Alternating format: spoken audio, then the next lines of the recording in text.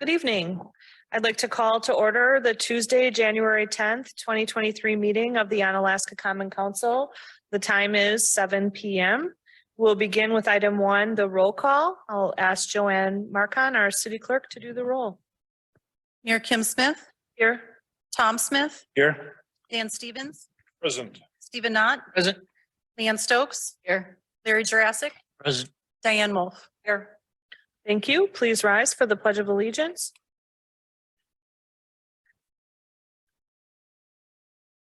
I pledge allegiance to the flag of the United States of America and to the republic which stands one nation.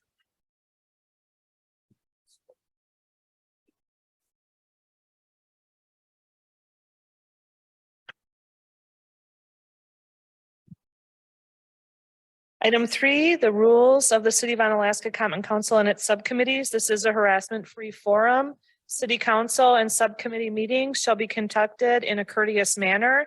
Citizens, council, and committee members shall be allowed to state their positions in an atmosphere free of slander, obscene remarks, or threats of violence. Sufficient warnings may be given by the Sergeant at Arms or the chair at any time during the remarks, and in the event that any individual shall violate the rules of decorum as set forth, such person may then be cut off from comment or debate. Item 4 is public input. If you would like to address the Common Council this evening, now is the time to do so. Please come up to the dais or the lectern, state your name and your address, and please limit your comments to 3 minutes. If anyone would like to address the Common Council this evening, now is the time to do so. Third and final call for anyone who would like to address the council this evening. Not seeing or hearing any, we'll move on to item 5, report from the mayor. I would like to point out that it is Equity Transit Day coming up on February 4th. And later in this agenda, the Transit Committee will be talking about Public Transportation Week, which is set to align with that Equity Transit Day. On our part as electeds, we will be using public transportation on Friday, February 3rd. If anyone would like to join us from the council staff or the public, you're welcome to. Just reach out to me and I will let you know when we finalize our times. But the expectation is that on Friday afternoon, we will probably get on the bus near Old Navy, which is bus route number 5. We'll go down to the transit center and then ride back. It'll give us all an opportunity to experience public transit firsthand and also to thank our MTU drivers, who we do appreciate. And I just want to note in organizing this that there are 2 routes of the MTU. Additionally, not Route 5. Route 5 is actually called the Valley View Mall route. There is an Onalaska route, number 9, and there is also a Crossing Meadows route number 8. And the reason when I'm organizing this that I'm not choosing to take either one of those 2 routes is because those routes only go to the Clinton and Caledonia Street transfer point. They don't continue all the way downtown. So in itself, organizing this points out some of the maybe shortcomings or inconveniences of public transportation in our community. Thank you. Move on to the rest of the agenda, which will be recommendation for approval and or possible action from the following committees, commissions, boards, and officials. All items listed under the consent agenda are considered routine and will be enacted by one motion. There will be no separate discussion of these items unless a council member requests removal, in which event the item will be removed from the consent agenda and considered in the order of business in the non-consent agenda. Are there any items the councilors would like removed from the consent agenda? Let's go to Amanda first in case we have a. I just wanted to remind you that I think the plan was to take meter out of order. And so I thought we were going to take them before the consent agenda. We can also take them right after, but to take meter in the brand presentation so that our consultant does not have to stay. Okay, well, let's do the consent agenda first, and then the very next thing will be meter. Alder Wolf, did you have a comment? Yes, thank you, Your Honor. I would like to remove from the consent agenda under Administrative Committee, item F as in Frank. F as in Frank. Oops. Okay, are there any other items the counselors would like removed? Not seeing or hearing any, I would entertain a motion to pass the consent agenda. Your Honor, I move that we pass the consent agenda. Second. Okay, the motion has been made by Alder Dan Stevens. It's been seconded by Alder Tom Smith to pass the consent agenda. Is there any further discussion? All those in favor, please say aye. Aye. Those opposed say no. That motion passes unanimously. Thank you. So we will do meter and then we will cover item F with the other administrative committee numbers if that meets with everyone. So right now we are going to go to just looking for the number. Here we go. Number 12A, presentation by meter on the city logo.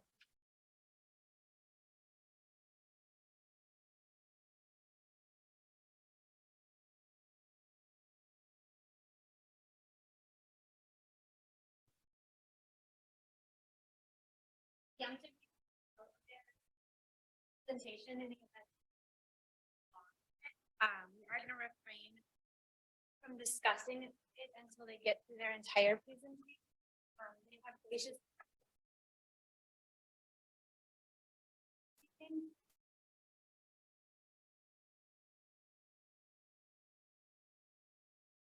Yeah, so what we have for you today is after we left the last meeting with you, we of course got specific feedback about what we'll call city skyline logos. So basically a depiction of the river with city buildings and specifically the Great River Landing and the City Hall building.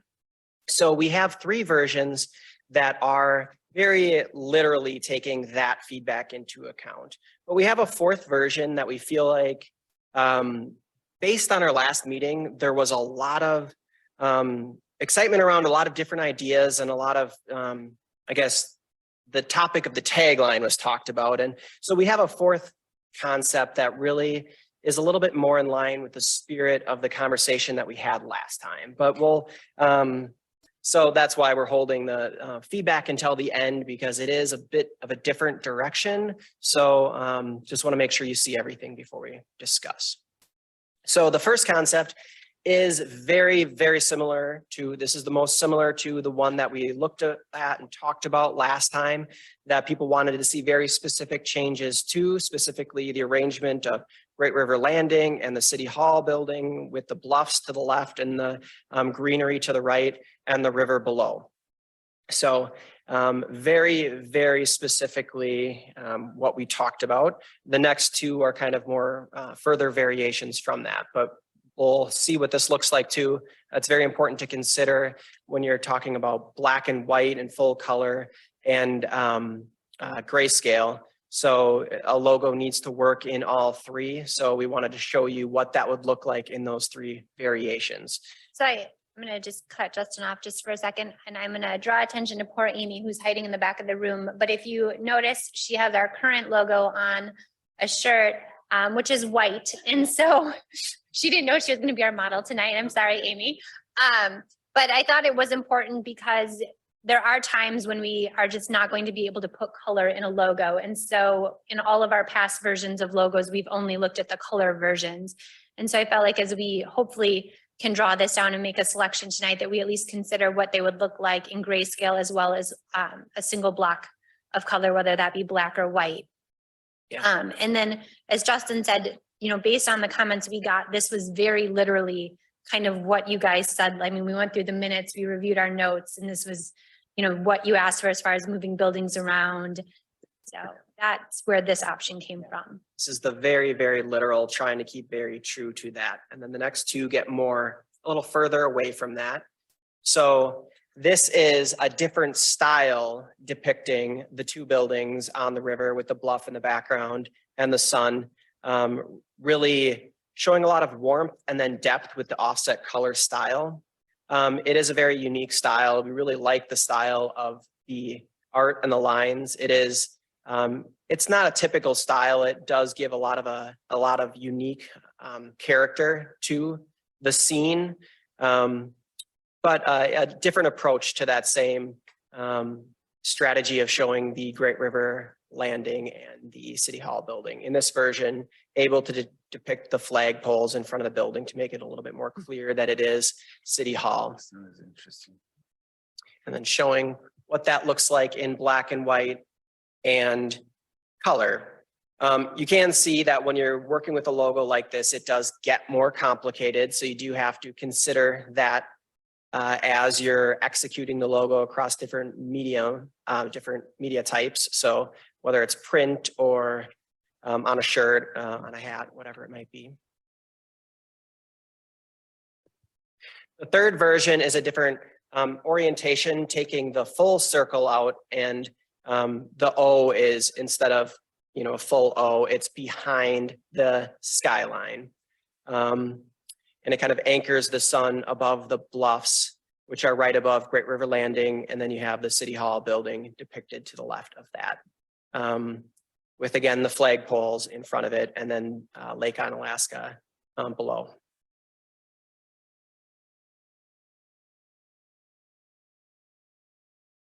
And then you can see the three different variations: full color, grayscale, single color, black and white. So keeping those in mind, and we went through this process and really spent a lot of time developing. We had even more than three, of course. The three strongest, the three that we felt the best about, are what we came here today with. But the fourth concept, after we had the conversation about the tagline, and one thing really resonated with us, and that was the vibrancy, or the excitement around the focus on the vibrancy of the town, of the city of Onalaska. So the inclusion of live vibrantly, live Onalaska, or live Anna, we really felt like we wanted to see more of that in the brand. So we sat down and thought about ways that we could bring that into the visual identity in a bigger way than just the tagline. So we took an approach of stylizing the Live Anna tagline into the visual identity, into the logo.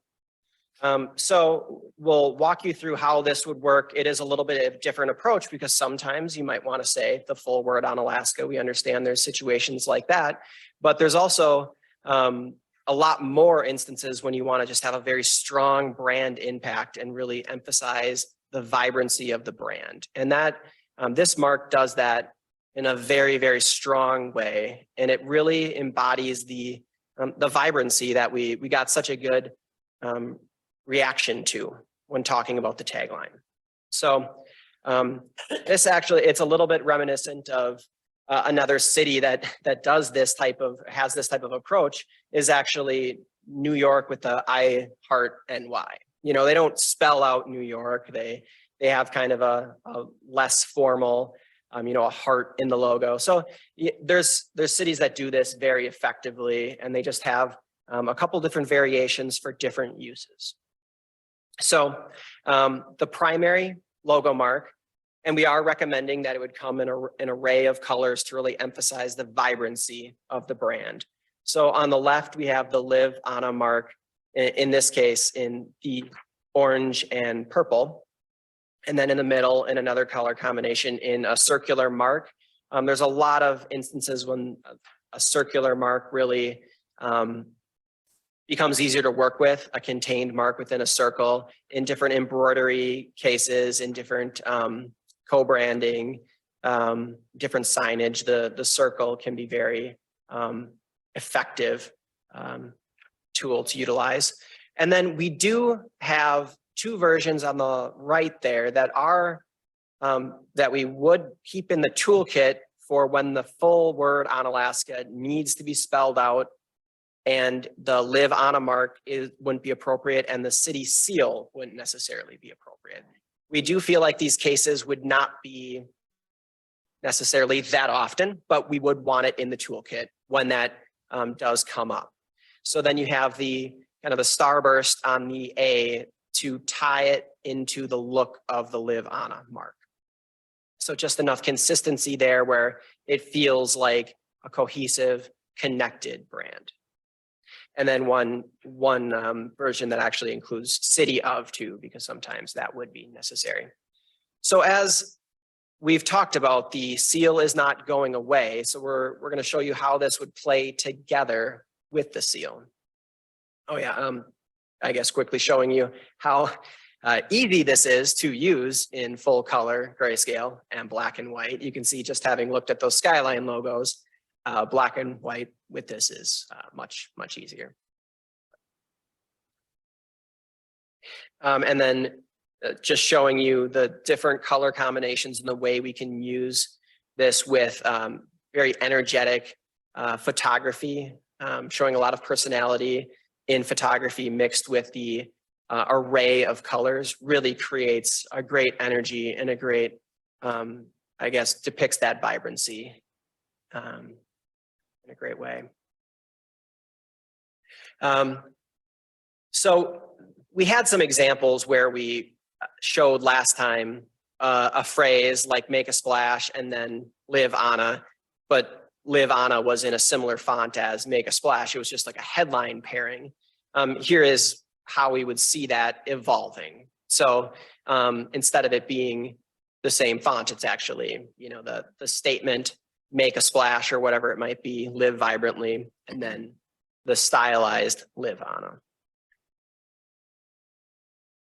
So here is examples of, and these aren't necessarily final. I mean, a lot of thought went into them, but kind of preliminary approaches to how this could look on a letterhead and on a business card. So you see the seal there on the letterhead at the top, indicating that this is an official form of communication, but then you have the brand in the footer, the logo mark in the footer really following up with that brand and that energy that we want to bring into the brand.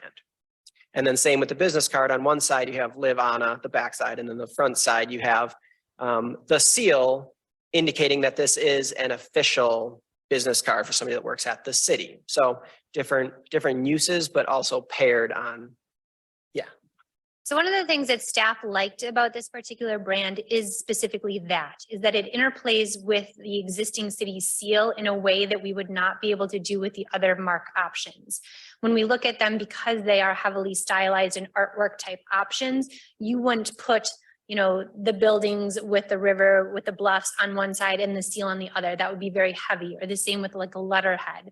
But with the live Anna as a word mark, we're able to play around with the two in a way that we're not with the other options. And it would be pretty easy to determine when one or the other should be used. They really do stay out of each other's way. We wouldn't see it being too difficult to make that distinction. So kind of a lot going on here, but we wanted to show you too with something like a website, how the three different marks could be utilized. So at the top left, so this is an example of that full Onalaska, the word Onalaska, and in this case, city of Onalaska could be utilized. And then in that banner, that's more about the brand impression or making a brand statement.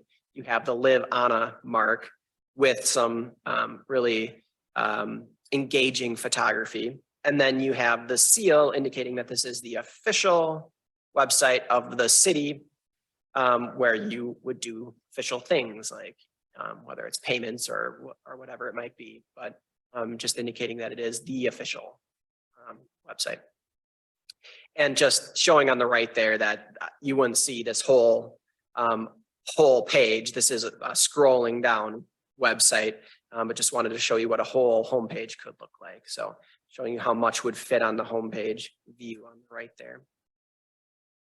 And we really do like and want to emphasize the array of colors that we're utilizing. Adds a lot of energy, and it really is, again, a strength of this approach versus it gets a little bit more challenging with that Skyline approach.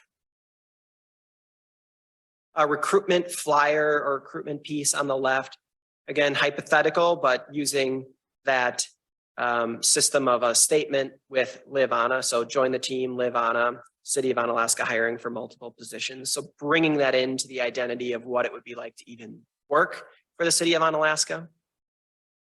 And then banners, similar to things we looked at before, but with, again, with that live mark. And additional items showing you what those could look like. Something that we feel like people would like to wear. Simple enough, fun, colorful. People can choose the color that they like, something that they would wear. And buttons as another example in a mug. Yeah, so now we can get feedback, or people can let us know what you think. But that's where we landed after kind of coming through the whole process in a way that we felt like was very collaborative, but ultimately ended up in a really great place. I know a little bit of a different angle than we talked about last time, but it was really, so much of it was from the meetings that we have had with this group. So we're really excited about the approach. Thank you for that presentation, Justin. Why don't we start, Stephen Knott has his hand up. So why don't we start with Stephen, and then we'll just come around the chair here and everyone can make a comment, and then we'll decide where to go from there. So Stephen, you start us off, and then Diane, you'll be next. Yeah, for a great many reasons, I really like door number 4. Yeah.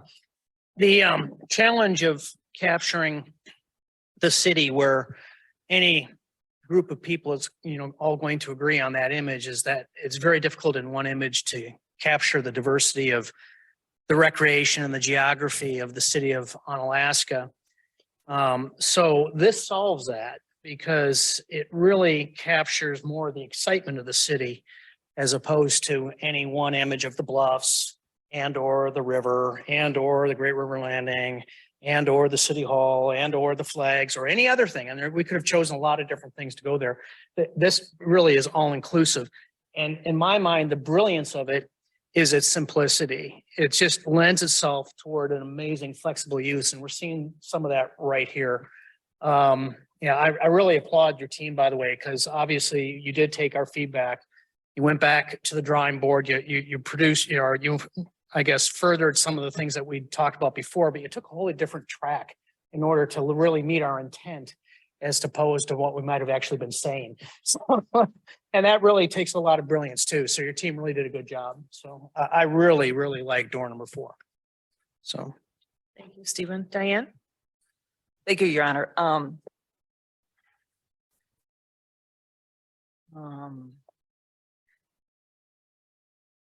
I knew you were on the right track when I got emotional when I'm turning the pages and you're talking.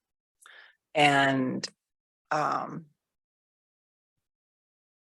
moved here 30 years ago, and I didn't realize that I would be looking back at this time and realizing that I've lived almost half my life here. And I can't imagine living anywhere else. And I was just saying that to Alder Knott right before the meeting started. I am blown away by what you have produced. We obviously hired the right people to lead us through this. Obviously, as you have found, a very difficult process with all of our different opinions and ideas and things. And I could not be more impressed, and I'm very pleased with the product that you have presented. And I'm going to shut up before I get emotional. Thank you. Thank you, Diane. Tom? I agree. Option 4 is awesome.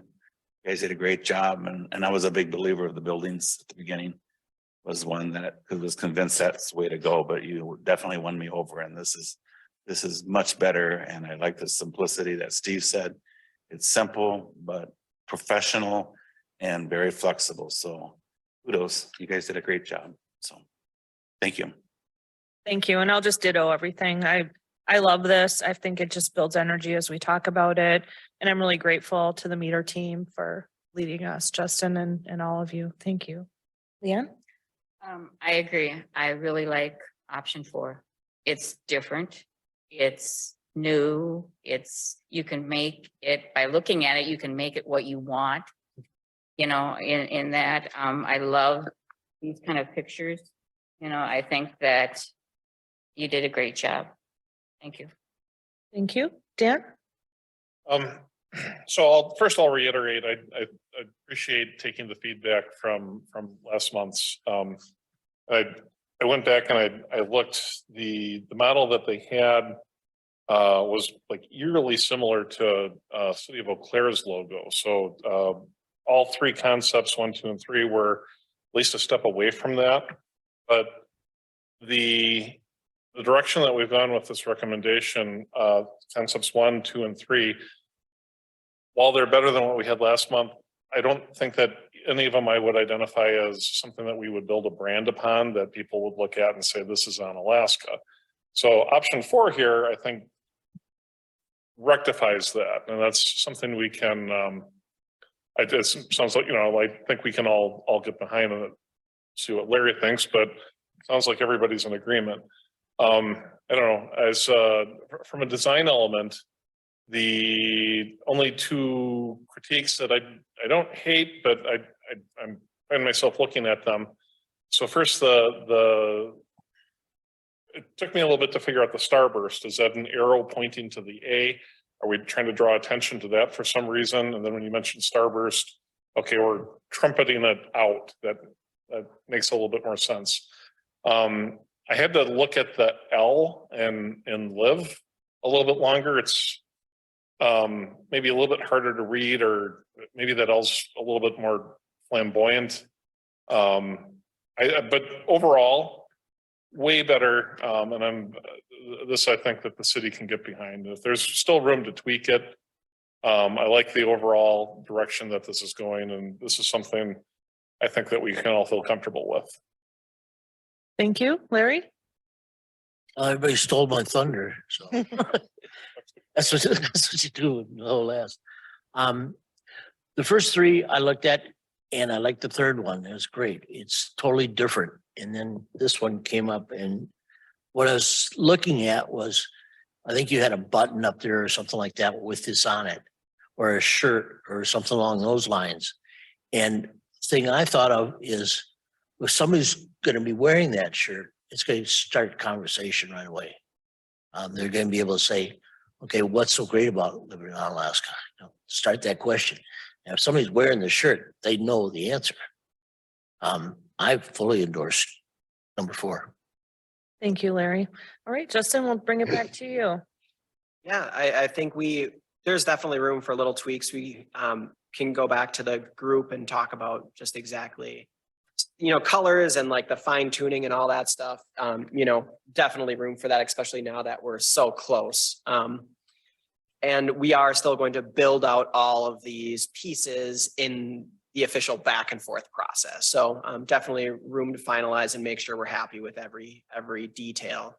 There's still a lot of work to be done in the process, but yeah, we really feel just that working with this group and working with everybody that was involved, we felt like it was a little bit of a different process than maybe, we would, than we planned, but I guess no logo process is the same. So some bumps and U-turns and stuff is pretty common. So we just appreciate everybody working with us and going through this process together. And we're really excited about it. The team at Meter really is excited to execute on this idea. So yeah. Hey, you saw the next step slides. So finalizing the logo and color palette. There's a lot of colors in here, like all the colors have Pantones and all, so in the finalization, there's still that fine tuning of really making them concrete and putting them into a brand standards guide. So there still is a lot of work to do there. And again, a lot of opportunities for any minor tweaks that need to be done. And then creating that brand launch plan and the final brand collateral. You got a preview of what that could look like, but of course the real final pieces get created too that are a little bit more detailed and real.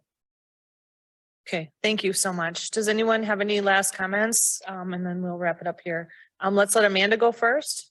We would just be looking for a motion to accept the brand recommendation tonight and then proceed with the process. Okay, I guess we should probably do that before the discussion as well. I'll make a motion that we approve the concept number 4. And you're going to go forward with more? Is that what Yeah, this so is? then we'll finish the launch plan, the standards guide, and that based Right. on this So, logo. okay, so concept number 4, I move that we approve that so that they can move forward with the final phases of our tagline and our logo. Second. Okay, we have a motion on the floor by Alder Knott. It's been seconded by Alder Stokes to approve vision number 4 for the branding project. Discussion, Alder Knott. Just real quick, two things. First off, I actually do like the font to include the L with the cursive, because to me, again, it's more exciting.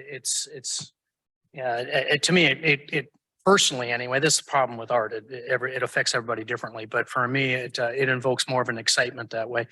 But can we go back to the slide with the letterhead and the business card? I just want to point out, John Smith needs to use a spell checker. Okay, any other comments or questions? Alder Stevens. First, I wonder how old or not knows that that's how John Smith actually spells his name. But No, never mind. I think this is a much better end product that I'm sure you've heard it, but I think the council feels very good about this. So this is again, I want to reiterate, we appreciate you taking the feedback. Okay, thank you. Alder Jurassic. I like the concept of the A's and layout where the A is actually curved like that. It really makes it almost oval, but not quite. Really enjoy it. Anyone else? All right, so the motion on the floor then is to approve concept 4 and move forward with it. All those in favor, please say aye. Aye. Those opposed say no. And motion is approved. Great, good job.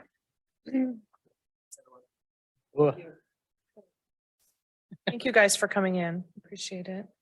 Okay, I know we have some people in the audience, but I think we should be able to get to them pretty quickly.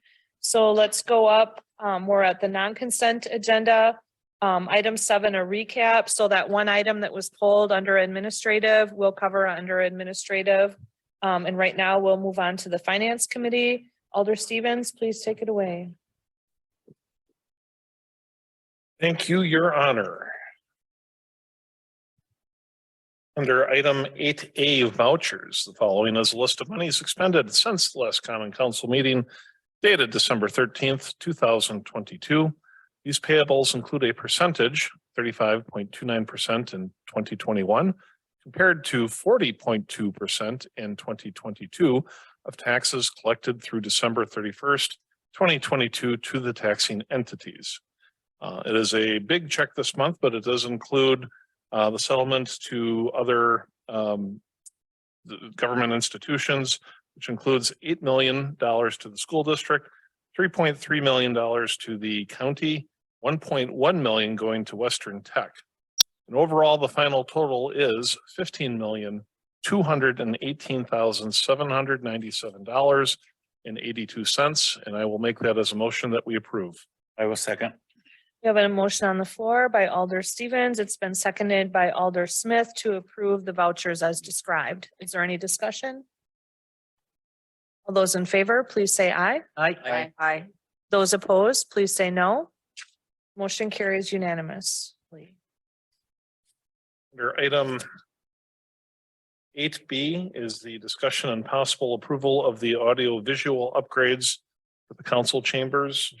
There was additional information. I'm not sure who's presenting that. Jared, are you going to or Sabrina? I did prepare the memo. Sorry, thank you. Okay, So go ahead. I'll make a motion to approve that so we can get it up for discussion. I'll second. We have a motion on the floor by Alder Stevens. It's been seconded by Alder Smith to approve the audiovisual upgrades for the council chambers. Let's have Sabrina give us a quick recap of what that involved. Okay, so in your packet tonight, you do have the audio video proposal for upgrades for the council chambers.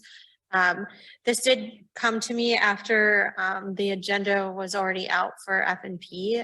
So I did bring it to your attention and I'm going to turn it over to Jared because he can answer more questions related to the actual proposal. Thank you. In your packet tonight is a proposal from Blum Technology, which is also formerly Tyranny support. Our system was installed by Tyranny. With that, over the last 2 years, we've actually been going through upgrades. As you know, we used some of our COVID money to upgrade the room 112 meeting room with a full brand new audio system. That audio system was approximately $80,000 when we put it in. The upgrades in this room, the council chambers, were approximately $50,000. We already had a technology system in this room, so we tried to use what we had and get the best we could at the time. With that, for over a year, we've been having difficulties with our meetings. We use Zoom, remote meeting technology. So right now, a lot of meetings we want to, like, for instance, if you were just on the Zoom meeting and we had these great graphics from the presenter tonight, you would not have seen them on the Zoom meeting. So we want to upgrade, and that's one of the things we've been going over, having problems with for over a year. That would be part of this work. And we actually had a quote to do that earlier in the year. But we did not put in the budget because we were still going through all these things with the AV equipment that we did not go through that. Then as you know, back about May, we had we've went through the audio system multiple times. We've actually had the audio engineer, the Tyranny support person in late summer, early fall. Did get the system better than I think it was at the time, but it still can be improved. In your quote tonight, I can go through particulars of the quote if you want, but it basically has two components, and those are the ones I described. So one of the components is the audio portion of it. They will actually move the speakers in the room. They will also redefine the actual programming. So there's actual programming to ensure our audio system is optimized. That will be done. And then the second part of it will also be what I just described with the integration of the remote meeting technology, so we can do a more seamless projection into our system. So I can go into further detail. I have notes highlighted, but that's the overview of what we are proposing here tonight. And part of the reason, as Sabrina stated, we are trying to close out things with our current IT manager leaving. Been a lot of work invested in trying to go through this. I know this was a priority project for the council members. We were trying to get it done in the last quarter of 2022, but with all the projects going on and the endless amount of IT tickets and work, it just did not get to the forefront. And in talking to our interim city administrator and finance director, we thought this was a project we should bring forward because the iron is hot. So. Thank you for that, Jared. And then Sabrina, could you just briefly say where the funding will come from or how we'll pay for this? Yeah, absolutely. Thank you, Your Honor. So part of the funding, approximately about $5,000 of it would come from the equipment replacement fund. Dollars that are already budgeted for information technology. So we would use $5,000 from there. And then the additional amount I would recommend that we would use as an unbudgeted and expense in the equipment replacement fund as well. Thank you. Any other discussion? We'll start with Amanda. I just wanted to expand a little bit off of what Jared said. So we have these Crestrons that we run the system off of, which are original to the building being built, and they are outdated. Part of why we haven't been able to update some of this technology is because of these systems that we use. And so just to go back to the exact presentation we just had, you know, I have to stop the camera. I have to override it so that they can put a laptop up there, which, as Jared mentioned, cuts off any viewing from anybody that is remote. So they can't see anything during that time period. But also it's really a poor utilization of these screens. I mean, right now, everybody has a view in this room of, you know, yourselves, essentially ourselves. And so, you know, we could go back to the days where we could have the agenda up there, you know, when we get into the meeting and we're talking about the calendar later, I can have the calendar up there and everybody, whether you're remote or in person, will see the same thing. And so that's a huge part of this project, in addition to also making it better audio, better sound, which benefits both the people in this room as well as the people that are online. Thank you very much for that. Okay, any other comment? Alder Wolf. Thank you, Your Honor. First of all, if I may ask alders, is everyone hearing Jared and Amanda much better than we have the last several months? Weirdly better than Weirdly better. than ever. Chambers know we're ready to throw money at it. Because, and sometimes I have to wonder, is it the voices that are sitting in certain spots between, because there's obviously a difference between a male voice and a female voice, and depending upon whether you speak slower or slowly or faster, but it has been awful lately. So, but tonight, I don't know what the settings are, freeze them, super glue them, because tonight is really nice. And for those who aren't aware, I know when we go into a closed session, when we turn the microphones off, we hear each other crystal clear. So I'm deeply offended when we turn the microphones on, when we struggle so much. So, and I apologize, Jared and I were playing a little bit of phone tag today. So I just had some concern when this came through. I appreciate that it's coming through. I will support it tonight, but I'm just going to just state for the record my, I've been following the history of this, and my concern is, and every time this comes up, I weigh my concern. So this building was built in 1998, and it took us many, many, many years before we finally went ahead and sunk, I believe, about $100,000 into these chambers before the ARPA dollars. It was in the last decade, would you say, Jared? Maybe not that long. I don't remember the exact amount, but we did have a Or 80. upgrade. We've done AV work over the years. Yeah, But yeah. the actual system, as Amanda stated, the Crestron, which is the controlling unit, the programming is exactly the same as it was 20 years ago. Right. And I know when we made that change and spent all that money, that's when our problems began. And at least in my opinion. And then we used the ARPA money 2 or 3 years ago. And that was several. And I remember at that time, I weighed my objection that, are we using the same people? I was assured we weren't, even though my records show we were. And now I'm hearing we're using people who were involved with tyranny again. So my question is, when I read the specs, it says on here, let me get to it. It references what the job entails, and it's going to be the audio DSP configuration will be updated for the new USB and audio routing, and to also reduce the noise and feedback in the room. Well, obviously, I would like to have the word eliminate the noise and feedback in the room, because we've been dealing with this reducing the noise and feedback for years. And I just want it to go away. Go ahead, Jared.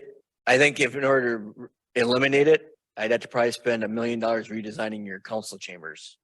It would we take didn't off because the council chambers itself, our audio in this room just doesn't lend itself. So I think you're never going to get away from it entirely.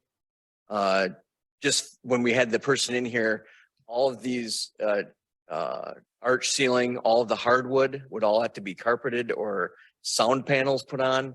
So it would take, I'm saying $1 million, it's probably less than that, but it would take a major remodel in order to get this room to sound concert hall or to a actual what you consider acoustically perfect. Well, the only thing is, we didn't have this problem until we sunk that first chunk of money in.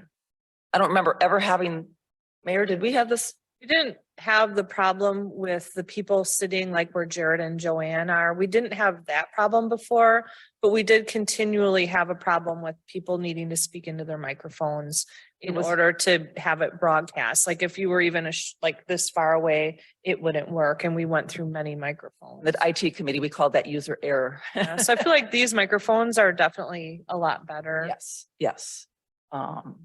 But I guess that's my concern, is that I just have a concern that we just keep throwing money at something. And I mean, like I said, tonight it's really nice. I just don't know I don't know what's different. And is everyone else noticing that it is better this evening? It doesn't make a difference when you're out there. I don't think it's true. Normally, But okay. at night, I can't hear Amanda. I get about every third word because it bounces off that speaker over here and then it comes to me. So tonight, are you hearing her better? It's Yeah, it's so weird. 60% better. Okay. Yeah. Hold or not, and then we'll move on with this. It's like one of the speakers is not I working. think Jared is aware of our frustration, and I'm sure that he's gonna spend our money the best of his ability. That's my concern too. Acoustics are a funny animal. I mean, I've heard, and of course, I totally, understand that other folks are very, concerned about it. But, from my own perspective, we all have our assigned seats. I've never had an issue. I've been able to hear everybody, but I suspect it's because I'm here. So anyway, but Yeah, I think that as written is probably about as good as it's gonna get, because even if we did go through baffles and everything else in here, having a contractor say there will be absolutely no issues ever is not a contract most people would even sign. They're gonna, zero tolerance is basically what we're asking for, and I don't know that that's even feasible. So. Okay, thank you for all the good discussion. Can we go to the vote then? Are we ready? Okay, so the motion on the floor is to approve the upgrades for the audio video for the council chambers at an amount not to exceed $16,855.03 that will be funded as we described earlier. All those in favor, please say aye. Aye. Those opposed say no. Motion carries unanimously. Thank you. Item 9, Administrative Committee, Alder Wolf. Thank you, Your Honor. So are we going to do, as per the printed agenda, A, B, and then I'll do F? You can do it however you want. I'll do it that way, A, B, and F. So item 9A under Administrative Committee, request for waiver to City Ordinance 7.04.11.D.2, limitation on number of dogs and cats for Daniel J. Schissel. This item was referred to council from the Administrative and from the Administrative Committee. I'd like to have Amanda give input on this. And while she's doing that, I have a suggested motion that I'd like to pass out. Okay. Yeah, City Attorney Amanda Jackson. so I just wanted to hit 2 points. One point was after some discussion internally, I think that moving forward, when people request a waiver to this ordinance, because it does happen, I'm not going to say regularly, but occasionally, we are going to have a more formalized process for those requests where we have them fill out a city form and likely will contact the neighbors, at least in a situation where they own a property, to allow the neighbors an opportunity that if they want to come in and be heard at the meeting, that they can. That is something we afford people as it relates to chickens and bees. And we feel like, part of this is the health, safety and wellness of the neighborhood, not just of the animals. And so that's just kind of a side note. As it relates to this specific request, I don't believe we have an ADA issue. We have one service dog and we have a request for 5 dogs. And so really the question is, if you consider the ADA dog as dog number 1, and then they have dog number 2, 3, 4, and 5, do you want to allow the 5th dog? It has nothing to do with whether or not you want to allow the ADA dog. It's, do you want to allow them to have a 5th dog? So in that sense, I don't think we need to view this request any different than we would any other request. Thank you for that. And then does anyone other than Alder Wolf want to weigh in on this? Otherwise, we'll go back to her and her You can go to proposed Dan first. motion. Alder Stevens.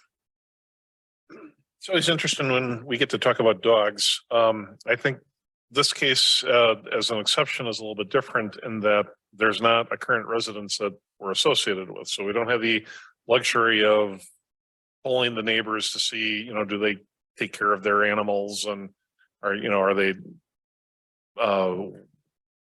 quiet, or are they barking all night? So that's a little bit more problematic. Now, that said, I think that this is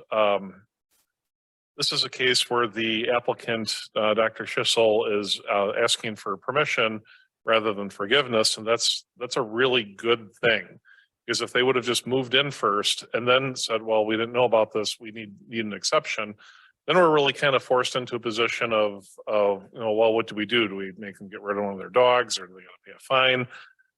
So being able to have this straight on, I think, is a benefit, and we don't want people that are coming into the city to not ask for permission first, thinking that if I ask for permission, they're going to say, they could say no, so we'll just do this and put the onus on them to fix it later. So I'm inclined to give a little bit of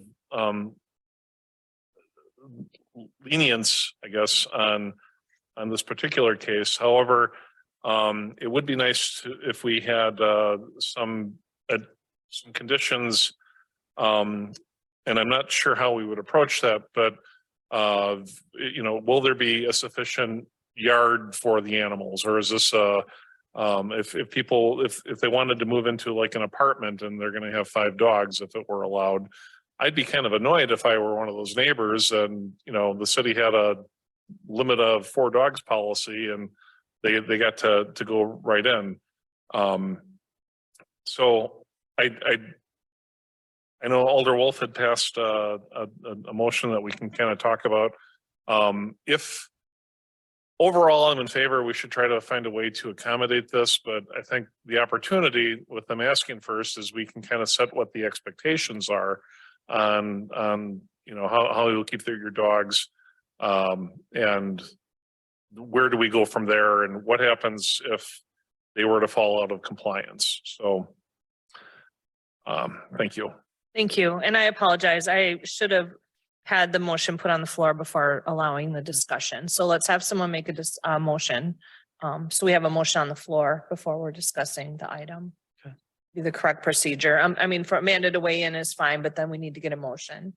Like- So who's gonna, yeah, let Alder Wolf make her motion since she has a. So, and thank you, Your Honor. So yeah, so I had talked with Amanda about this and with some of her input from A&J last week. And I would like to, anyway, I moved, so I passed it out to everyone. So the motion is, I move that we approve requested waiver to city ordinance 7.04.11.D2, limitation on number of dogs and cats for Daniel J. Shishel with the following conditions. 1, if one of the 4 non-service animals are rehomed or pass away, they cannot replace it. At that time, the household would then become compliant with the city ordinance of 4 animals per household. However, if the service animal were to pass away prior to any of the 4 current non-service animals, the Schissels would be allowed to replace the service animal with another service animal, and the exemption for the 5th animal would stay in place. Number 2, the Schissels shall purchase the city of Onalaska property sometime in 2023. And number 3, city of Onalaska staff would be granted access to the property to investigate any complaints registered by neighbors regarding the Schissels request for waiver. And I will reserve my time. We have a motion on the floor. Can we have a second before you talk, Amanda? Yeah, okay. Is there a second?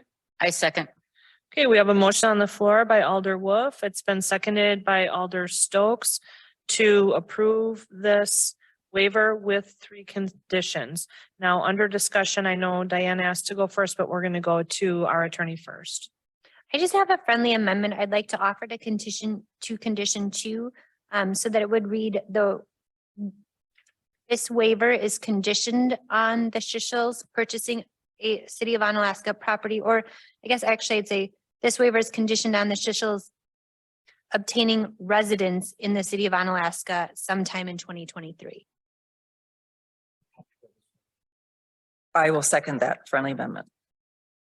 Okay, now we're talking about the amendment. We have a motion by Alder Stevens. It's been seconded by Alder Wolf. Do we need to discuss the amendment?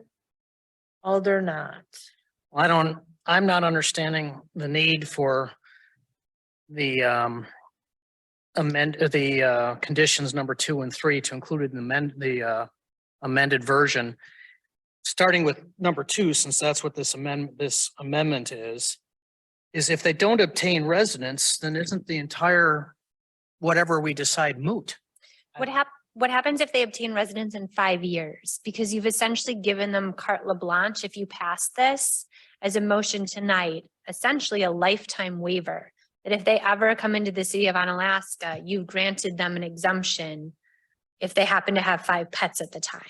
And so by limiting it, you're saying you grant this exemption, assuming you obtain residence in the city of Onalaska this year.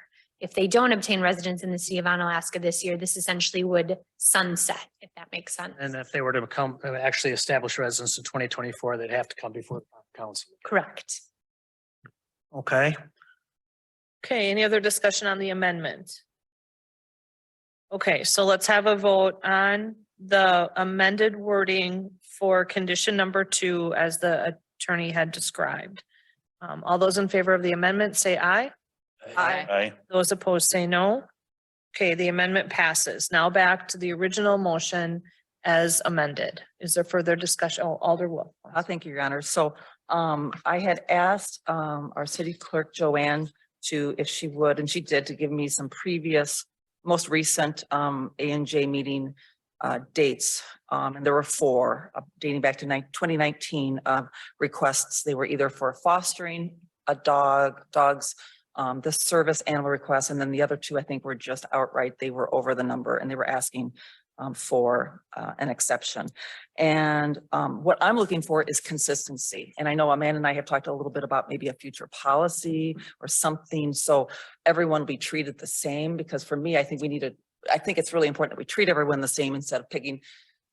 If we remember last time, how did we do it? And we're going to apply the same litmus test to the next people who ask. And I just want to make sure that we're kind of trying to be fair. So the last time we talked about this was back in December 2020. And at that time, it did pass. The amendment did not pass. Well, the amendment passed 5-1, and the entire approval did pass 6-0 unanimously to let someone have that.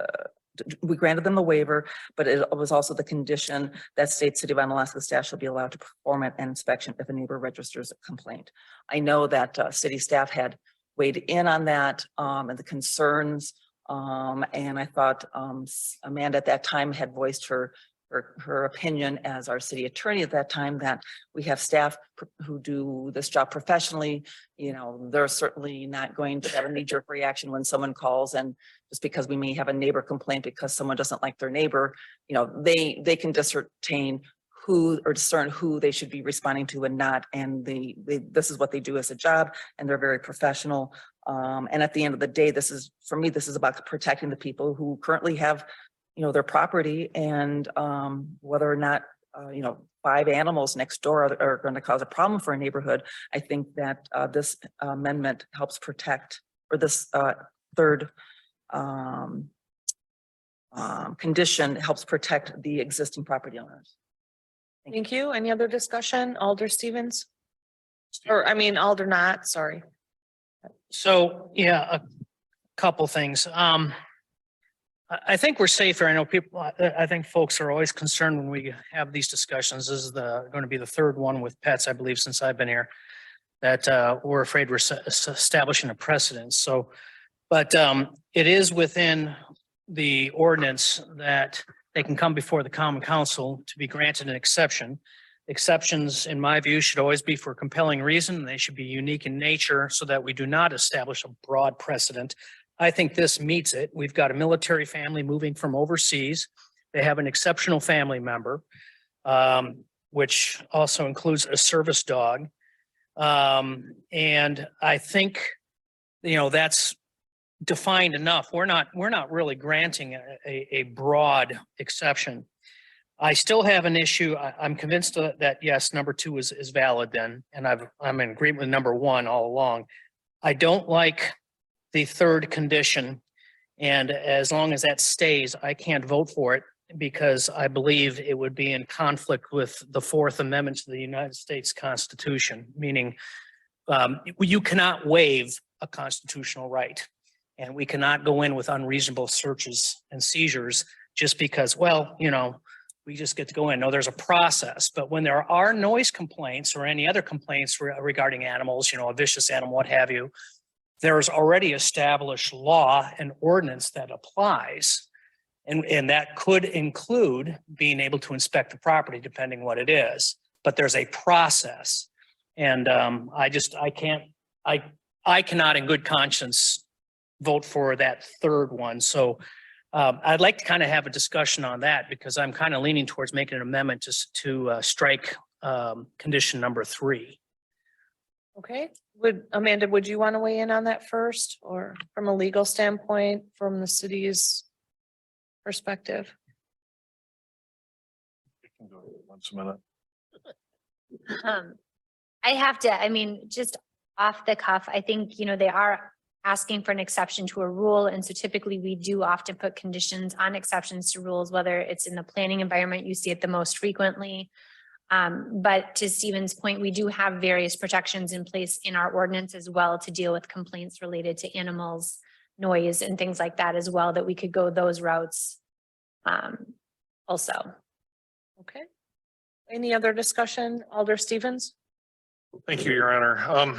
I guess to Stephen's point regarding number 3, it seems as alders, I don't know, at least in District 2, that we spend an awful lot of time dealing with dog complaints. So I've come to find that there are some people that could probably have 12 dogs and it'd be fine and they're not a problem with the neighbors. And there's some people that can't manage one.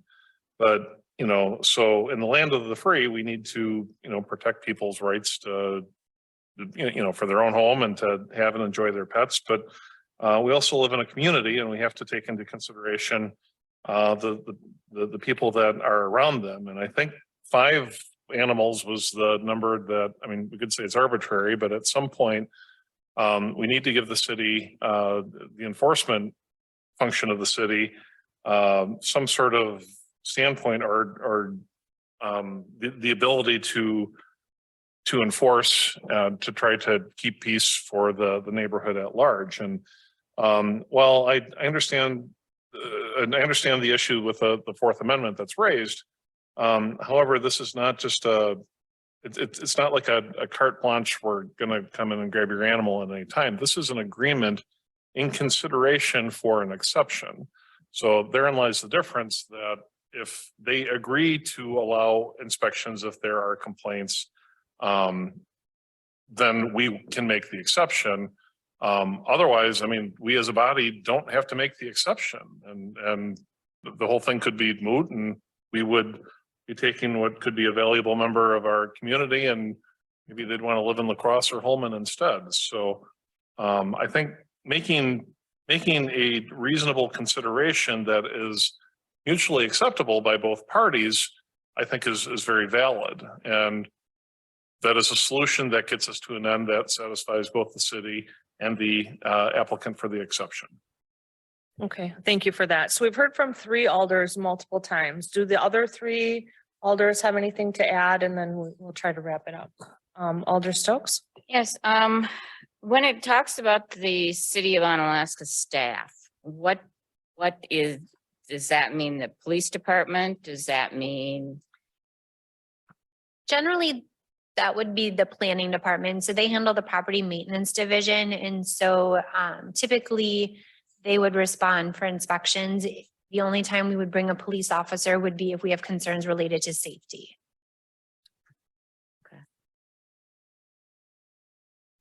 Alder Stokes, are you? Yeah, I'm done. Okay. Alder Jurassic? The question I have is that in reading the first letter, there's a possibility that the girl that's handicapped will be going to Viterbo. So that makes everything here moot. You don't have that in. No, we don't have the information. That's like the first comment Steve made, was that he doesn't like voting on something that really doesn't apply because they're not living here. So it's kind of a catch-22 almost. Thank you for that. Alder Smith? Yeah, I'm fine with keeping number 3. And I think one of the things we talked about, and I think Diane, the last time we had this in there too, for consistency, if nothing else, is the consistency. I think we stated the same thing in the last one that we did. So we should have some consistency with it. So, but I think because they are agreeing to it, that if it's only if there's any complaints by the neighbors that we would investigate, they're agreeing to it in this agreement. So I'm fine with keeping it in. Okay, so the motion on the floor is to approve the request with the 3 conditions. Condition number 2 has been amended. So any final comments, and then we'll have our vote. Alder Not? And just, again, I want to grant this exception, but I can't vote for something I think is going to put the city at risk. As stated, it literally says that we're going to get automatic access to their property. It says we're being granted access to the property to investigate any complaints. What if I have a neighbor that suddenly just gets into a conflict with me and they just start doing complaints? And now we're constantly able to go into their property without any due process. This is not America, and it is totally unconstitutional. And I think the city is at great risk by passing that exception on there. And I can't state it enough. I know in the past when I was opposed to that as well. I really think we're at risk. I will have to vote no on this, not because I don't want to approve the exception, but because I can't in good conscience vote for that 3rd condition. Thank you. Amanda Jackson? I did just want to clarify that it says any complaints registered by neighbors regarding their request for the waiver, which would limit this only to complaints related to the 5 dogs. But That would be my interpretation, just, I'll make a complaint about the dog, but I don't like you. I mean, it's just not, it's open-ended, you know? So Aldernaut, may I make a suggestion? If you feel strongly, then to make an amendment to remove that and the council can vote on that item rather than, I mean, we're clear what your position, you clearly stated your position. Well, I move that we strike, condition number 3. I'll second it. Okay, we have a amendment on the floor to strike condition number 3. The amendment was made by Aldernaut. It's been seconded by Larry Jurassic. Okay, discussion on the amendment. If any, and Roll. okay, Aldernaut, you've spoke multiple times, so let's give someone else a chance. Alder Jurassic. I go back to, there's already an ordinance on the books. So if there's a complaint, it goes through the normal channels and they can go in and check it. We don't need that extra part on there. It's already on the books. Thank you. Any other discussion? Okay, Aldernaut. I'm just afraid the likelihood it would happen is probably low. But we're creating a condition here if we leave this in, where not only are we potentially violating a Fourth Amendment here, but we're creating a opportunity for somebody who just has any conflict to use lawfare against their own neighbor just by constantly calling in a complaint about a dog. And next thing you know, our own police department's going to have to go in, or our own inspection is going to have to go in and harass this family. And it could be done over and over and over again. Thank you for that. Alder Stevens. And then Alder Wolf. I think that we're missing that plan has a lot of jurisdiction here as to, is this complaint bogus or not? And I don't know that Katie's going to want to send Aaron out every time, and I don't think that she has to. If the complaint is a neighbor that's upset with their with the applicant for any reason, and I kind of wonder if and I don't want to make an amendment to the amendment, but if the waiver that were granted in place, if the applicants were willing to, if they did not want somebody to come into their house, so bear in mind that by agreeing to this condition, they're saying that they will let people come in and investigate. But if they choose, let's say they change their mind and this becomes too much, how would council feel if the waiver then were to be relinquished? I mean, we don't have to come into your house if you don't want us there, but if you want to keep your waiver in force, this is the condition, and it's a condition that they would agree to. So that could be another angle to look at this, but. Thank you. Amanda? so when you start to talk about limitations on the number of animals in any community, you start to get into questions of constitutionality. The courts have held that this is a police power that cities have, provided that we can provide a reasonable basis to exercise our police power over the number of animals. We have done that through our ordinance, through public health, through public nuisance, and through concerns over the safety of the animals, as well as the care and safety of the neighborhood. And so in that sense, I think that this is trying to uphold the essence of that through that police power. And so I think, twofold, I see where Aldernaut is coming from. I think he raises valid concerns. I don't think that this is a carte blanche all access pass. I mean, again, staff vets these complaints. We talk to people. It's not like our instant reaction is to go onto somebody's property. But I think, to Alder Stevens' point as well, this is sort of a negotiation, right? Like, they have asked us for an exception. We have police power to have this requirement. And so I think we do have a little bit of give here to say, we're willing to give you that exception, but here's the conditions that we're willing to do it on. And if they don't like our conditions, they can either, choose to not accept them by not moving to the city of Onalaska. They can choose to not maintain 5 dogs. I mean, we're not forcing this upon them. Everybody on both sides has choices. Thank you for that, Amanda. Okay, we'll take one more comment and then we'll vote on the amendment. Alder Wolf? Thank you, Your Honor. So I went back to the Tuesday, December 8th, 2020 minutes. And there was, I'll just go with her first name. Her name is Laura. And in those, this is in regard to the condition, as similar condition to number 3. In fact, I took it word for word from that meeting. And Amanda said it is a common council's purview to place conditions at a request such as the one that is before the council this evening.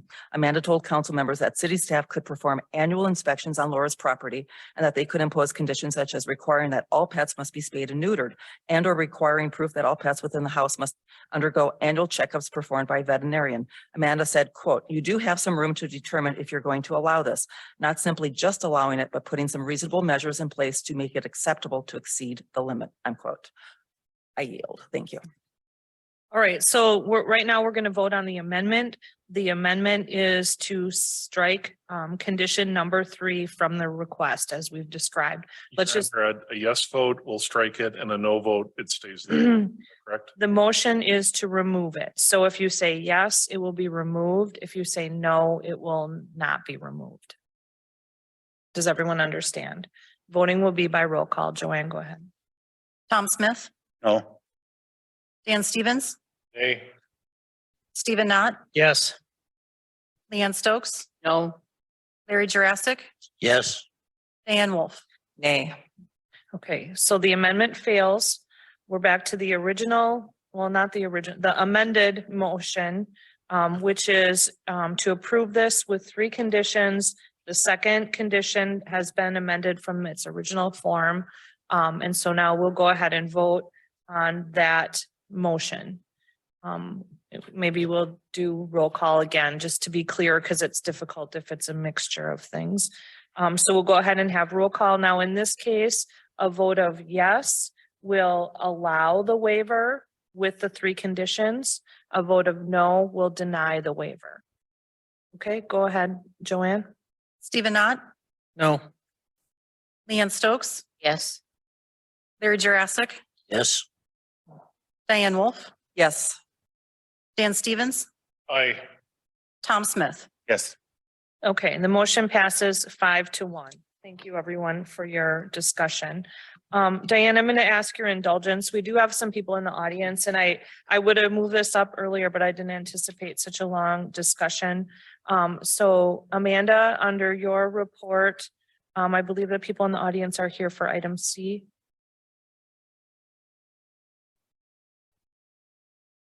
Mike's not on. Right? Sorry, resolution 1-2023, a preliminary resolution to vacate and discontinue a portion of public land located between 1224 Cliffview Avenue and 1227 Oak Avenue North in the city of Onalaska, La Crosse County, Wisconsin. We have previously discussed this. This is that strip of land along the well station there, where many years ago, we're not entirely sure of the origins, but that essentially practically became part of the yard for those people residing at 1224 Cliffview Avenue. It is sold multiple times. We are going through the process of vacating that and transferring that land in order to have clean boundaries, as well as to put it back on the tax roll. And so we've been working with the property owners on that process. And this is that preliminary resolution to keep that process moving. Thank you. I'll consider a motion regarding this item. Motion. Go ahead. All right, I move to approve resolution 01-2023. Second.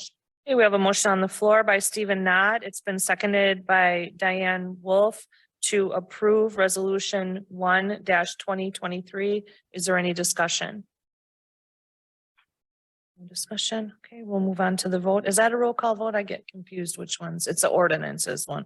Okay, so the motion on the floor is to approve resolution 01-2023. All those in favor of approving this, please say aye. Aye. Those opposed say no. Thank you. The resolution is approved. All right, Diane, sorry about that, but I just felt like No, we that's wanted fine. them to Sorry. get to bed and. We got a couple other long ones coming up, so she saved you. Thank you, Your Honor.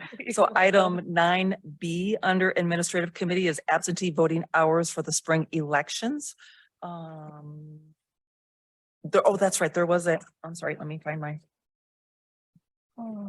Let's see. So item 9B in the packet, there was an adjustment of hours I move that we approve item 9B in the packet, as per page 29. Okay, we have a motion on the floor by Diane Wolf to approve. Is there a second? Second. I second. Okay, it's been seconded by Leanne Stokes. Amanda? I'm actually going to ask that you not approve this because it's really under the purview of the city clerk to set the absentee voting hours. Historically, it has always been done by the city clerk. It is not unique to Unalaska that the city clerk sets the voting hours. And one way to think of it would be, it gives you as elected officials a lot of power if you're able to set absentee voting hours, especially elected officials that are running for office on the ballot of these elections. And so while I do not imagine that any of you would do this, you could have a council decide that they want to limit absentee voting hours in an effort to arguably suppress voter turnout. And so city clerks generally set voting hours in order to keep it neutral and out of the hands of those that are on the ballot. And so I did not know that. I apologize for that. Sometimes you don't know what you don't know. And so when we were talking about hours, and I agreed that we could have this discussion, which we are still able to have. I think Joanne, would take your input related to voting hours, but it is her domain to set these hours. Thank you for that. I will remove my motion. I will remove my second. Okay, we no longer have a motion on the floor. Alder Not, Nope, I'm good. Alder Wolf.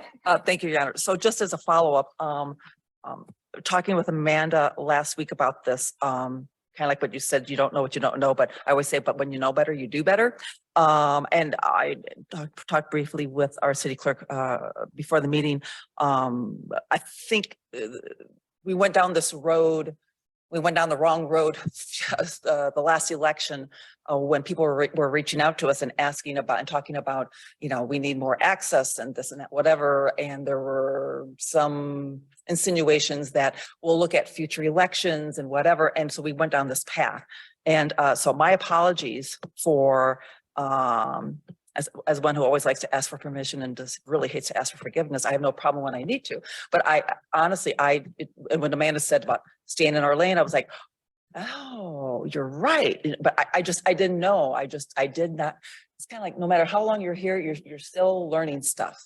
And so my apologies for that, because I didn't know. So, because I would have shut up a long time ago with the discussions that we've had. So, my only concern was when I asked Amanda today on the phone this afternoon before the meeting about the, if we were to ever have a city clerk in years forward that said, oh, we're just going to have like 2 hours for voting every day. How would we combat that? Because I mean, that would be awful. And she'd said that at that point that it would turn into a performance issue. And more than likely that person wouldn't be here anymore. So, Or we could rely on feedback from the community. Right. So, but yeah, I just wish that we would have been informed a long time previously, so we could have avoided a whole lot of discussions. So, know that you always have my faith, trust, and confidence in the job that you do. So, but thank you. Thank you. Alder Not, and then Alder. Very briefly, I mean, most of my comments are moot now without having a motion on the floor, and I would have been opposed to this. But yeah, the only question I had was, are we in compliance with state law? And the answer is yes, we are. And that's all I need to know. Very good. Alder Stevens, and then Alder Jurassic, you'll be next. I think Amanda's point is very well taken. However, I don't know that council should be completely devoid of this. If there's extra hours, that would have a budgetary impact. So generally speaking, I would want to be as generous as possible with having early and absentee voting to the public, and would be inclined to authorize the overtime. But if this was completely set by the clerk, could that run into a budgetary problem? Let's say she wanted to have 2 weeks where we're open until 10 p.m. at night. We probably would be within our rights to say, not so fast.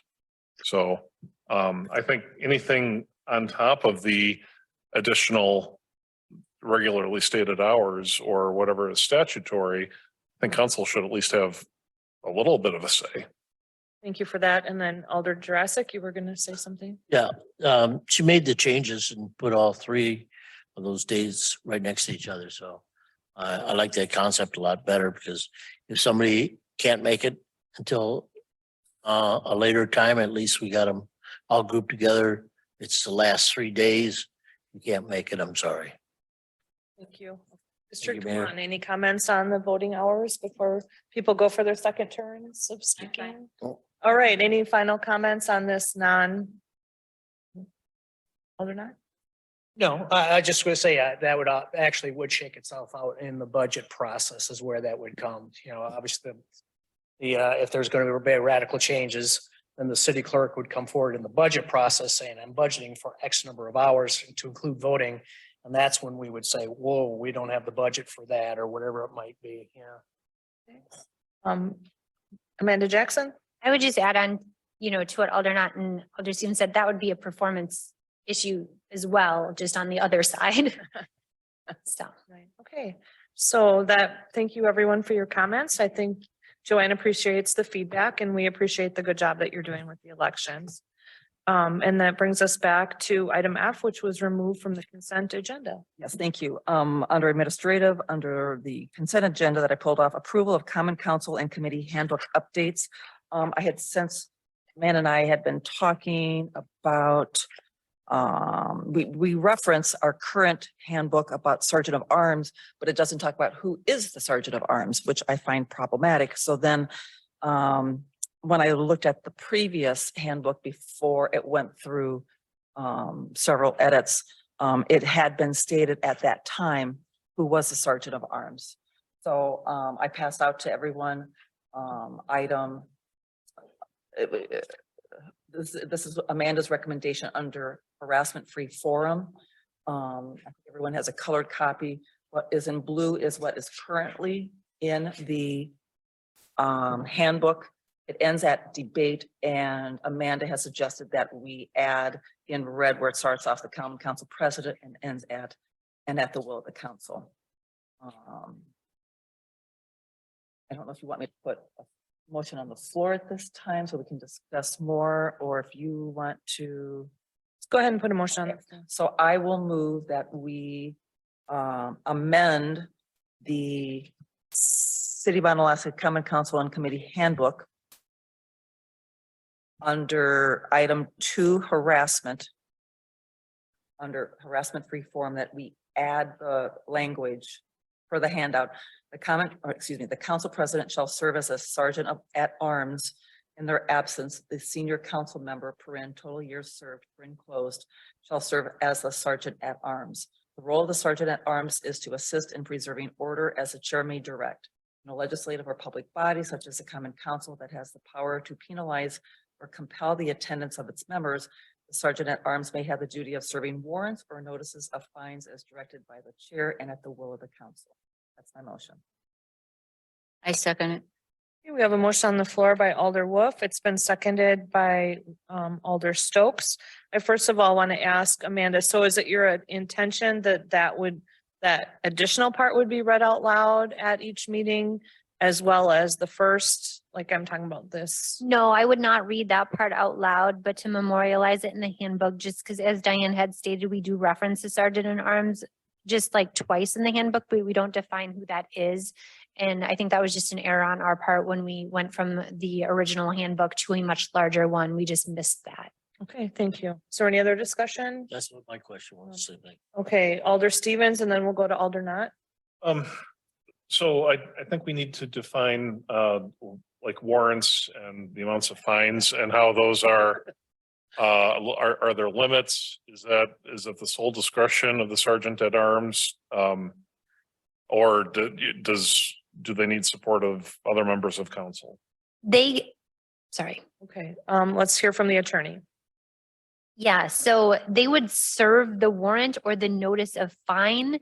They would not be the one that would decide that. That is the common council that would decide. So for instance, if you had a member that chose to routinely not come to meetings, you could compel their attendance through essentially having somebody go to their house and try to actually bring them in, or you could choose to give them a fine. Those are very extreme measures that I have not in all of my days seen, but they are there under statute as allowable. It does take a certain vote of the council to enact those. And so they are not the one deciding that, they're simply the one carrying out the will of the council. In that we also, as I note in my recommendation, have a police department that could also do that as well. Would be the way to.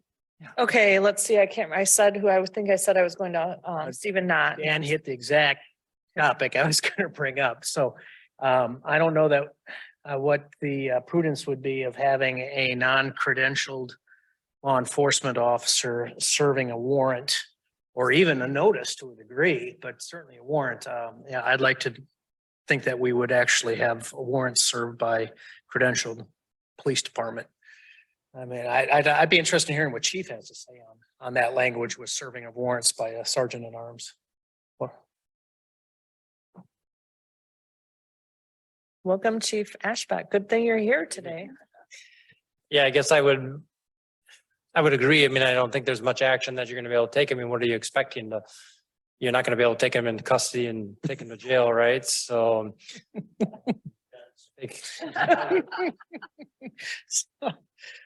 So, yeah, I think it's better kept to a sworn officer to serve that in that case. I mean, but in any case, I mean, if you were going to do it, you could be, if the sergeant at arms, who knows? I mean, I feel like in this last several years, we've had lots of bizarre things happen that we never anticipated, right? So it could happen.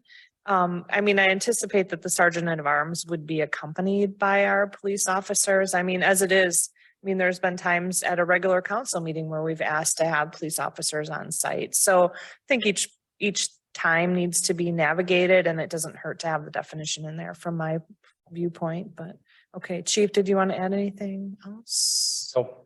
Okay, any other, Stephen Knott? Yeah, no, I like the addition. I've just, I'm thinking maybe, and we'll see how this is received. I may make this as a motion, but it might be better to have it say at this, I'm on the second line or second from the last line on the recommended change where it says attendance of its members, the sergeant at arms may have the duty of, and I'm thinking we put in accompanying law enforcement when serving warrants or notices. Because again, we've got no authority. They don't even have to answer the door. I mean, because I've got no authority whatsoever. If I was the sergeant at arms, I would have no authority whatsoever in actually serving any of this. You would if they had 5 dogs.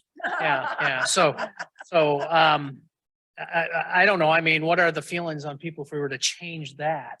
I'm not going to make a motion unless I kind of hear about it. It might not even be. Let's see what the attorney says. I mean, I think that would be fine. Also, we could just end it with the sentence before and leave that out. I mean, that's something that we can address in the event we ever get to a point where we are serving warrants or notices of fines. So we could take it out as the preserving order as the chair may direct, and then just end it. Yeah, And just take out That's that. a good idea. Yeah. Okay. All right. I will make a motion that we strike the last sentence from the recommended change. Okay, so this is like an amendment to an amendment then? Oh, that was. No, that her was a motion, Diane's motion was including the changes. Okay. So I will second his amendment. Okay, so the amendment by Alder Knott, seconded by Alder Wolf, was to remove the last second sentence of the proposed wording. Okay. So a vote of yes is to remove the last sentence. A vote of no is to leave the last sentence in. Is there any further discussion? Okay, all those in favor of the amendment to remove the last sentence, please say aye. Aye. Those opposed say no. Okay, the last sentence is removed. Now back to the original motion, which was to, I'll use the word amend, although that's not in the right context. The Common Council and Committee Handbook updates with the additional wording added as handed out by and amended, handed out by Alder Wolf and just amended by this body. Is there discussion on that? Alder Stevens. Just to add, in the case where the non-compliant council member refused to open their door or attend, even if the police were banging on the door, I mean, that we don't have to bang the door and we would just cite that as cause to later censure and then vote to remove that person. So there are other methods available if they were not plain nice. Okay. All right, so now we are going to vote on this motion to make the change as described. All those in favor, please say aye. Aye. Those opposed say no. Motion carries unanimously. Thank you. Mayor, do Now, we need to add anything as far as it doesn't have to be read each time? Or do we need? no, this is just a practice thing. Okay. It's fine. But thank you for bringing that up. That's a good thing to consider. Okay, here we are. Item 10, Public Transit Committee, Alder Jurassic. We'll pass this on. Okay, so item A is a discussion on Public Transportation Week.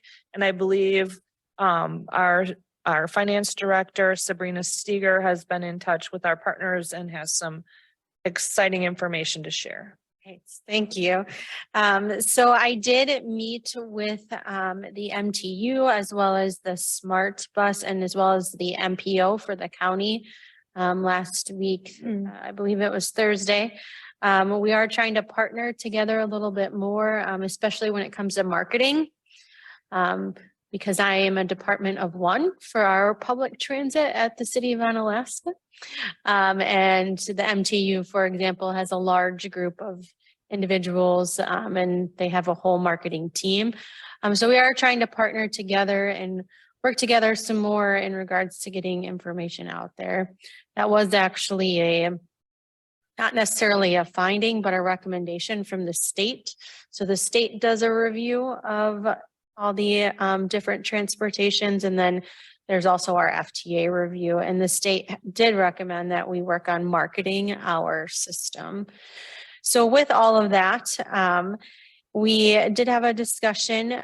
The week of January 30th through February 4th is Public Transportation Week. During that week, they will be showcasing the MTU a day, the Smart Bus one day, and then the Share Ride a different day. So the Share Ride will be showcased on Thursday. So likely there'll be something in the news about our system here for the city of Onalaska, Holmen, and West Salem. There will be some information in the media. I did send them some information. There'll be flyers, things of that nature. So you will see that coming. The other thing that I did want to mention, I don't know that it's feasible for us, but I will leave it up to the council. There was discussion that the MTU and the Smart Bus are both going to have free ride days. To do that for the Smart Bus would be difficult. Not the Smart Bus, but for the Share Ride public transit, that would be difficult just in regards to supply and demand. But that is something that if you are interested in doing, I can let them know that we'd be willing to have a free fare day on Thursday, the day they are showcasing us. Okay, thank you for that. Any other comments or discussion? Alder Jurassic? Yeah, I just want to bring to the attention of the city that the program with transit right now over last year was a 24% increase in ridership in income. So the system is just really doing good. Thank you. Okay, thank you for that update, Sabrina. Okay, item 11, Alderperson Wolf. Thank you, Your Honor. Please ride along. I just want to thank Sergeant Joe for my recent third shift ride along. I've done all 3 shifts now, and it's interesting how they're all a little different in how they present. It was that Thursday night a few weeks ago when it started to snow, and it wouldn't stop all night. And it was the icy night.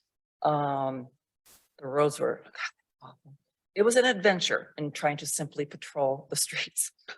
Even though the night was uneventful from a policing point of view, it did afford me the time to get to know the sergeant better and ask questions. Being in those driving conditions also gave me a chance to follow up with Jared a few days later. And regarding our snow removal policy and when we go out and use brine and salt and plow. So thank you, Jared, also for your input. It's always a good reminder. I know every September at Board of Public Works, you always review the snow plow policy and such, but when you're in it, it was just very helpful for you to follow up with me. So thank you for your time. So just want to thank the OPD again for letting me tag along for a shift. I really enjoyed it and I appreciate it. And Sergeant Job is fantastic, as they all are. Thank you. Yep, thank you for that. All right, number 12, interim city administrator. I think we have 2 items left here, Amanda. I do. So item B is the approval of the 2023 standing meeting schedule. And so this was sort of a late idea that I will actually give credit to the city of La Crosse for. We took a calendar that they distributed and we expanded upon it. And Rebecca did a really great job, I think, with actually improving it a little bit and making it easy to read and colorful. And so in the future, my hope would be that we would approve this in the fall. And so any deviations we would try to know about ahead of time. So on this particular calendar, we are deviating in July. We are rescheduling the Board of Public Works actually to be the same night as the June plan. Board of Public Works falls on the 4th of July and the building is closed. And so we do need to reschedule that. Also due to the timing, in order to get everything that the clerk's office needs to get on agendas, we felt that moving it ahead a week actually made more sense. We didn't want to have it on Monday the 3rd, as we think people might travel for the 4th with it being Tuesday. And so we felt that it would be better to move it ahead of time. But again, moving forward, we'd like to give you this in the fall. It would then include the plan commission dates, which I know you previously approved. And just have kind of a one-time approval of the full calendar. And then we would send this out either as an attachment to the recycler or with the last utility bill of the year. So this, once approved tonight, will go out this spring with the next utility bill. But we would also put it on the website, and I don't know that it'll increase attendance at meetings, but I think it at least gives the public a better understanding of when our meetings are, and they have an easy reference point for them. Thank you for that, Amanda. Is there a comment? Otherwise, we could take a motion. Motion to approve the 2023 standing meeting schedule as presented this evening. Second. Second. Okay, we have a motion on the floor by Alder Wolf. It's been seconded by Alder Smith. Discussion. I think Larry Jurassic had something. Yeah, the only question I have is Martin Luther King is not a closed day? Okay. Okay, Alder Wolf. Thank you, Your Honor. I love this idea. I know it seems like some holidays can sneak up on us and then it's kind of a painstaking thing. What are we going to do? And then we have to try to figure it out. And I think this will also help too, I'm guessing, for like legal notices and we just all the way around. This is a great, I don't care if we did steal it. And kudos to Rebecca. It's just very nice and presentable form. And I don't know why we haven't done this before. You just keep coming up with new things. So appreciate it. Thank you. Okay, so the motion on the floor is to approve. All those in favor, please say aye. Aye. Those opposed say no. Motion carries unanimously. Thank you. Back to Amanda, item D. All right, request for rocking sunfish. So I did reach out to CIMMIC related to this, and essentially this would fall under our liability policy that we already have. We do have a $15,000 deductible on our liability policies, so that would apply. As far as property insurance, I have not heard back from MPIC, but I do know that when we had the discussion, the thought was that if something were to happen to one of these, likely we wouldn't actually replace it or repair it. We would just let it go and move on. And so I don't know that it's necessarily something we need to wait for as far as the property insurance side goes. With it being, somewhat of an interactive piece of art, it may fall under our recreational immunity for the liability side of it, but I would have to do a little bit more digging into that. Okay. Alder Stevens. Thank you, Your Honor. The NLS Guard Keepers also got an insurance quote on this if they were to insure the piece themselves as a gift to the city. Maybe there's a way that they could work with the city and just promise to indemnify the 15,000, or there's another way to go about that. But I know that And talking to Amanda, I saw today there was a survey on what the art policy would be going forward. And just, I want to stress, from the organization's point of view, time is of the essence. So if the policy deliberations may take several months, that would negate their ability to produce at least one prototype to be used at any time later this year, where the weather is still practical. So given the feedback that we've had in the previous discussions, where generally the concept was okay, but there was concerns over the location, I would like to make a motion which would allow Oak to start construction of the prototype Rocking Sunfish to be placed somewhere within the city at a site later to be determined. That way they can get going on the project, and the thoughts of where are we going to put it can be later decided. So I would make that motion. I'll second it. Okay, we have a motion on the floor by Alder Stevens. It's been seconded by Larry Jurassic. Just for clarification, Alder Stevens, so the city would determine the placement in the future, correct? Well, so yes, At the so city's discretion. this is with the idea that there will be future discussions after the art policy is sorted out. So the location is yet to be determined by the city city. council. By the city, Yes, the city, the Oak would be gifting them to the city. okay. I don't know which way to go. Alder not, we'll go this way. Yeah, so I believe last meeting where we discussed this, I'd asked if we could have all the hidden costs identified before we make a decision.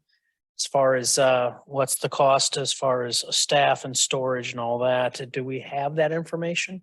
There's really no storage cost. I mean, Deanna, I'll let him speak as far as the wages, but I mean, to move, especially at this point, we're really only talking about testing one of them. I mean, for a single staff person to move one rocking horse into winter storage is really pretty nominal.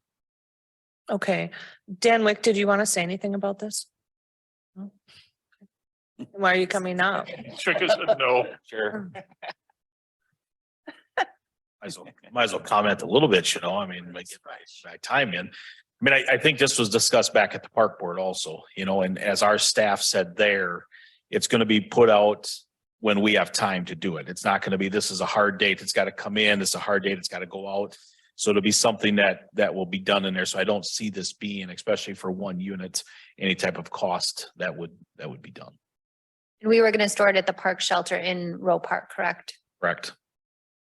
Well, and then I guess the other question here is, as stated with this motion, is that the location of this single object or this single sunfish is going to be determined at a future date by the Common Council again.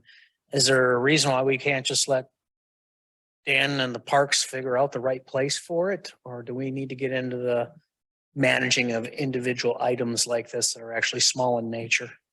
I don't know that we need to do that. I mean, Well, I think if we left the wording as the location to be determined in the future by the city, that would leave us open for giving them time to develop the policy, which would then define how that would happen. that's not the motion that was made. He did say that it would come back to the city council. I thought you said city. We can amend it. So that's using the city and the city council synonymously. Okay, all right. Alder Wolf? Thank you, Your Honor. I will amend the motion to read that the Common Council will determine placement once the one is completed. Okay, the amendment is for the Common Council to determine the placement at a future date. Is there a second? So seconded, I think it just clarifies what the first motion was. Okay, any discussion on that? Alder Jurassic? Are we assuming there's just gonna be one made? We're This approving point, one. One. Prototype, yeah. Prototype, okay, then there'll be more after that. Be determined. So there could be, if the city says this is a good idea. Fine. If it's terrible, we'll chuck it and that's that. So I want to clarify just one. All right. Okay, let's, Alder Stokes, did you want to say anything? Thank you. I believe that this is a good compromise. I think this makes a step forward and we can kind of go from there. I'm not sure it really needs to come back to city council, but if that's the will of the council, that's fine. That's it. Thank you. Okay, Alder Smith, did you want to add anything? I agree. I think it's a good compromise. I hate to see it get delayed again. So at least if we get the prototype moving, see where it goes, and then the location is still my concern. But I think we can figure that out later. So, but it doesn't stop the prototype. So I think it's a good compromise. Okay, Alder Knott, back to you. Yeah, I'm open to seeing a prototype and seeing where this might go, but if it's a single rocking sunfish, I just think that that's something that Dan and his folks can figure out. To me, it's almost micromanaging if we're going to come back and start dictating where individual items go in the city. So I'm open to this, but I'll probably vote no on the motion because It's just an amendment right now. it's an Just amendment. the amendment, right? Well, it basically restates what Dan had said though, because he said, the city council and this common council, it's basically the same thing. It's not. It's not. not. The City city- council, common The council. city could be, He didn't say the city, he staff. said city council. He said council in that though. Okay. So, but, okay, hold on. For the record, I have the motion recorded as the city. The city, right? I just had. oh, well, if that's I how it's did- recorded, That's that's what I heard. fine. That's not what I heard. Motion was the city and it was amended to the city council. Yeah, you amended it to city council. Okay. So that I was must have my misheard. understanding. Okay. Yeah, then I'll have to vote against the amendment. So, all right. Okay, and then Alder Wolf? Thank you, Your Honor. The one thing that, just talking to a handful of people here and there, something that I keep hearing is regarding the prototype. And I'm just going to pass on to Oak and they can do with it whatever they choose. I know they started out with a rocking horse and it went to the rocking sunfish. I'm hearing a lot of support going back to the horse again, but it's going to be up to you guys to decide what, but I'm just personally hearing more support for the horse. So that's all I have. Thank you. Okay, so the amendment on the floor is to approve the construction of one prototype rocking sunfish to be placement to be determined. Oh, we're only voting on the amendment to say placement to be determined by the city council at a future date. It's only the amendment that we're voting on right now. Is upon completion of the item is what my motion was. Well, the amendment is just to change the one word from city to common council. So that is the current vote. Okay, so that's the vote. All those in favor, please say aye. Aye. Or excuse me, I'm not You an want me aye. to do roll call or, okay, let's do a roll call vote in case it's mixed and it's easier to count. So just changing the word from the motion. I tell you what, Joanne, will you please restate what the amendment was? I have the amendment as the common council will determine placement once project is completed. That was my motion. That is the motion. So please vote when your name is called. A yes vote changes the wording as described. Dan Stevens, Stain, Stephen Knott, Nay. Dan Stokes, Yes. Tom Smith, Yes. Diane Wolf, Aye. Barry Jurassic. Aye. Okay, so the motion passes for the amendment passes 4-1 with one abstention. Now we'll go back to the full motion as amended, which we will rely on Joanne to accurately repeat. I have the motion is to allow Oak to start construction with the site where it will be placed to be determined by the city at a later date. Construction of one prototype, I thought. Construction of one, just for clarification, right? Sure. Okay. So, Application. yep, Larry Dra. If we do not accept the amended or the prototype, what happens then? Well, they want to know if they should even build the prototype. Right. They don't want to start. But do they have the design and everything for the prototype that, okay. That's my question. All right. Thank you, Mayor. So a vote yes, will get the prototype started as Joanne described. We just do roll call again, so I don't have to, Yep, you bet. sorry. Larry Jurassic, Yes. Stephen Knott, Yes. Diane Wolf, Yes. Leanne Stokes, Yes. Tom Smith, Yes. and Stevens. Abstain. Okay, so motion passes 5 yeses, 0 nos, 1 abstention. Item 13, adjournment. I'll move to adjourn. Second. We have a motion on the floor by Stephen Knott. It's been seconded by Tom Smith to adjourn. All in favor, please say aye. Aye. Those opposed say no. No. All right. We are adjourned. The time is 9:53. Is it? No, it's